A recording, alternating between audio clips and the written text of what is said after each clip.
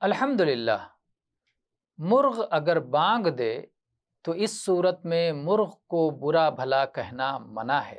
اس سلسلے میں زید ابن خالد الجہنی رضی اللہ عنہ کی حدیث ہے کہ رسول اکرم صلی اللہ علیہ وسلم نے ارشاد فرمایا، لا تسبوا الدیک فإنہ یوقظ للصلاۃ۔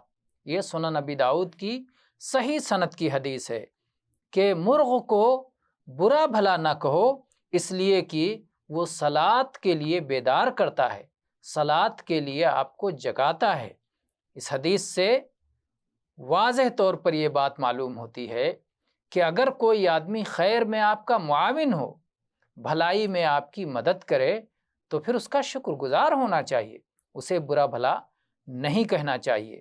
آج کل لاؤڈ اسپیکر ہو جانے کی وجہ سے یہ فائدہ سمجھ میں نہیں آتا، لیکن جب لاؤڈ اسپیکر نہیں ہوتے تھے تو لوگ مرغ کی آواز سن کر ہی فجر کے لیے اور تہجد کے لیے بیدار ہوا کرتے تھے۔ آج بھی اگر کہیں گاؤں میں، دور دراز گاؤں میں اس طرح کی صورتحال ہو کہ وہاں لاؤڈ اسپیکر کا یا اسی طرح سے فطری ماحول اب بھی موجود ہو، تو وہاں اب بھی لوگ مرغ کی آواز سن کر کے بیدار ہوتے ہیں اور جاگتے ہیں۔ تو اللہ کے نبی صلی اللہ علیہ وسلم نے فرمایا کہ مرغ کو برا بھلا مت کہو، کیونکہ وہ صلاۃ کے لیے تمہیں بیدار کرتا ہے۔ واللہ اعلم والحمد للہ رب العالمین۔